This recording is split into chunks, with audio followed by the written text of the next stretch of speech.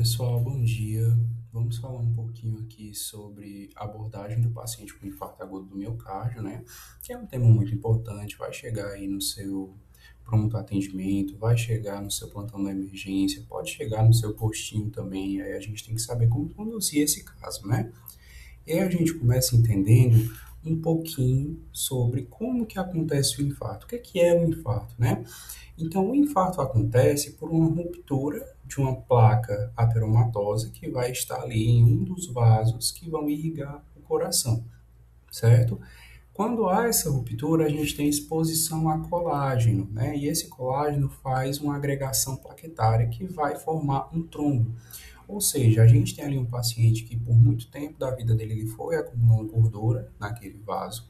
Esse vaso teve uma ruptura de placa ateromatosa e quando a gente tem essa ruptura, as plaquetas vão lá se agregar e vão formar um trombo, né? Isso vai obstruir a luz do vaso, o que vai fazer com que pare de chegar sangue, oxigênio, nutrientes naquela parte do tecido cardíaco que vai, por subsequência, morrer, né? Então, a gente tem um infarto com uma oclusão parcial ou total de algum segmento coronariano, né?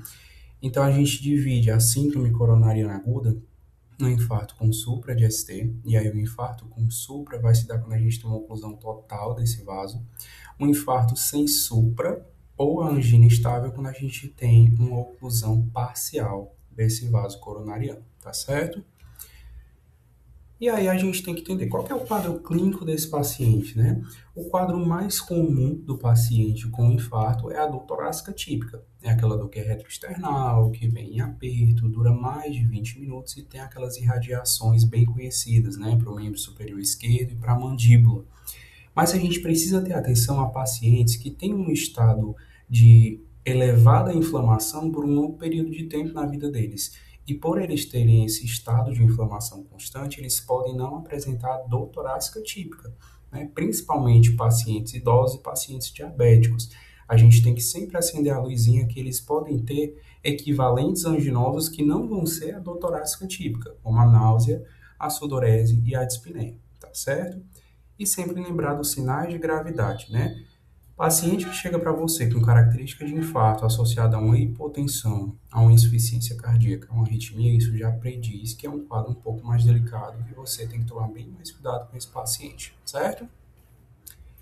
O diagnóstico é feito principalmente pela clínica do paciente. E aí a gente precisa entender se ele está tendo uma dor típica de infarto, a gente precisa de uma confirmação eletro e ou troponina. Lembrando, a gente não precisa de troponina para confirmar um infarto com supra, mas precisa da troponina para confirmar o infarto sem supra, tá certo?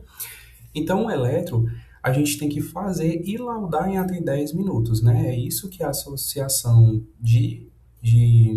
do Coração, né, a American Heart Association, ela recomenda para a gente um supra de ST em dois ou mais derivações contíguas, ou seja, D2, D3 e AVF, por exemplo, né? A gente tem um infarto de parede inferior, vão confirmar esse infarto. E aí a gente tem a evolução clássica desse paciente.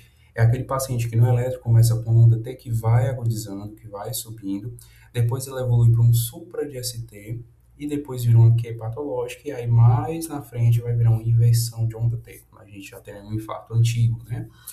A troponina é um biomarcador que sobe ali de 3 a 6 horas, é por isso que se o paciente ele tem um infarto muito recente, a gente pode não ter troponina positiva e ainda assim ser um infarto, né? E ela tem ali seu pico por volta de 24 horas. Então, que a gente tem é que ela confirma, mas ela não exclui infarto, justamente por esse tempo aí que ela tem para ficar positiva, tá certo? O que a gente precisa saber sobre o eletro, né? Os critérios para definir a supra de ST. Então, a gente tem as derivações gerais, que elas precisam ter uma elevação ali acima de 1 milímetro, ou seja, um quadradinho, no ponto J, certo? Na parte do ST. Se for V2 e V3, que são elevações precordiais, os critérios vão depender tanto do sexo quanto da idade do paciente. No caso dos homens, abaixo de 40 anos, a gente precisa ter ali um aumento acima de 2,5 milímetros, se passou de 40 anos, acima de 2. E se for mulher de qualquer idade, acima de 1,5 milímetro, a gente já considera um supra de ST, tá certo? Então a gente tem aqui alguns eletros, né, para que vocês vejam. A gente tem aqui supra em D2, né, em D3 e em AVF. a gente tem supra nesse paciente, tá certo? Outro quadro aqui que a gente vê, né, é um paciente que tem supra em V1, em V2, em V3, né, e em V4. Também tem em V5 e aí está começando a querer suprar em V6. Então a gente consegue ver que são locais diferentes, né, na anatomia cardíaca, mas que representam ainda o infarto com supra nesse paciente. E aí a interpretação, né? Se o paciente tem clínica, mas ele não tem um supra de ST e não tem uma troponina positiva, a gente considera isso uma angina instável. O que que isso quer dizer?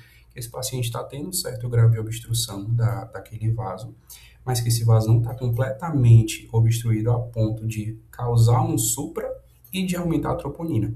Então, é uma angina instável. A angina instável ela tende a evoluir ou para um infarto sem supra ou para um infarto com supra, caso haja a total obstrução do vaso. Se o paciente tem clínica, tem troponina positiva, mas não tem supra, ele é um infarto sem supra de ST. E se ele tem clínica, tem supra de ST com troponina ou não, é um infarto com supra, tá certo? E aí a abordagem geral desses pacientes, né? Em todo paciente que chega para você com uma suspeita de infarto agudo do miocárdio, você precisa monitorizar esse paciente, oxigenar quando a saturação estiver abaixo de 90, ou se ele tiver com desconforto respiratório, e pegar acessos venosos calibrosos, né? A gente não sabe aí quando é que vai precisar fazer uma intervenção. Faz o ES, 300 miligramas para todos os pacientes, e o clopidogrel, a miligramagem dele depende muito da idade do seu paciente, né, do perfil do paciente. Em geral, fazem 300, né, mas tem alguns pacientes que tendem a fazer um pouco menos, né, por exemplo, pacientes que já fazem uso prévio ou pacientes um pouco mais idosos, tá certo? Anticoagulante, né, a gente vai heparinizar esse paciente, e estatina de alta potência também para todo paciente. Deixei aqui beta-bloqueador e nitrato em vermelho, porque não é todo o perfil de paciente que a gente vai fazer. Quando que a gente faz beta-bloqueador? Pacientes que apresentam taquicardia, mas que estão estáveis hemodinamicamente. Não se faz beta-bloqueador em paciente instável, né? E o nitrato vai ser no paciente que tem dor e que tem pressão arterial elevada. Lembrar que o nitrato baixa a pressão e a gente não faz em paciente hipotenso, tá certo? E a gente também não faz em pacientes que têm infarto de VD, tá bom? E aí a gente começa a falar um pouquinho da conduta em si do paciente com infarto com supra, né? A, a nossa grande questão no infarto com supra é fazer uma reperfusão imediata para esse paciente.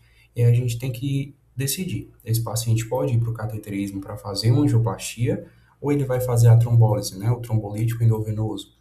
Então, a gente vê que o CAT, ele é o nosso padrão ouro para o paciente na perfusão imediata do infarto com supra.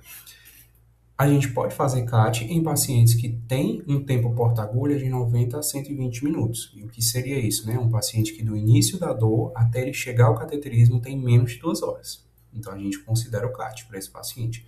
Se passou de 120 minutos, a gente vai pensar na trombólise, né? Ou em pacientes que têm impossibilidade hemodinâmica, tá bom? As drogas que a gente tem aí hoje são tenecteplase, que é a primeira opção, e também tem o alteplase, que é a primeira opção no caso do AVC, tá bom? Quando a gente faz a trombólise nesse paciente, nós precisamos saber do critério de sucesso. Será que essa trombólise deu certo mesmo? E aí a gente avalia isso tanto pela clínica quanto pelo eletro. Se esse paciente parou de sentir dor ou melhorou bastante dessa dor, reduziu mais de 50% do supra em 60 a 90 minutos, eu considero uma trombólise de sucesso. Caso não resolva, a gente tem que mandar ele para o CAT, mesmo tendo passado o tempo porta-agulha, tá certo? Algumas contraindicações de você fazer um trombolítico para esse paciente. São pacientes com risco de sangramento ou com sangramento ativo, né? Então, AVE é prévio, né? Sangramentos ativos e neoplasia de crânio são as principais, tá? Quando a gente fala do infarto sem supra, o principal para esse paciente é estratificar o risco cardiovascular dele, sabendo que ele está tendo ali uma isquemia, mas que ele não tem uma oclusão total daquele vaso. Então, a gente estratifica o risco dele pelo GRACE e vê a estabilidade hemodinâmica. Se for um paciente com risco baixo ou intermediário, o tratamento é clínico, é com aquelas medicações que a gente conversou de início, né? Se for um paciente com alto risco, ele tem sim que ir para um CAT precoce, mas que pode aguardar um pouquinho mais de 2 horas, né? Ele pode ir ali até 24 horas para fazer. Lembrando que não se faz trombólise no paciente com infarto sem sopro, certo? Que complicações a gente pode ter decorrentes do infarto, né? Podemos ter aí complicações principalmente do ritmo cardíaco desse paciente, então taquicardias ventriculares, fibrilações ventriculares, bloqueios atrioventriculares, alterações do músculo, né, como rupturas do septo, dos músculos papilares. Então esse paciente pode evoluir sim com uma insuficiência, por exemplo, de válvula, né? E pode ter algumas outras alterações, como insuficiência cardíaca, um choque cardiogênico, uma pericardite, tudo depende muito da abordagem desse paciente, tá certo? E na alta, a gente vai ter aí um AS forever para esse paciente, né? Ele vai passar a vida toda fazendo AS, porque ele tem que ter uma agregação contínua, clopidogrel ali por volta de 12 meses, tem que sair com estatina de alta potência, lembrando da indicação do beta-block, certo? Só se taquicárdico e pacientes que vão ter aí estabilidade hemodinâmica. E faz IECA ou BRA, tá bom? Aqui é um leve resumo para vocês darem uma olhada, se quiserem pausar, só resumindo o que a gente já conversou. Mas infarto do miocárdio é basicamente isso. Eu espero que vocês tenham entendido. Qualquer dúvida, deixem aqui nos comentários que eu estou aqui para ajudar, certo? Muito obrigado, pessoal. Até a próxima. E digam aqui nos comentários também qual é o próximo tema que a gente pode fazer. Até!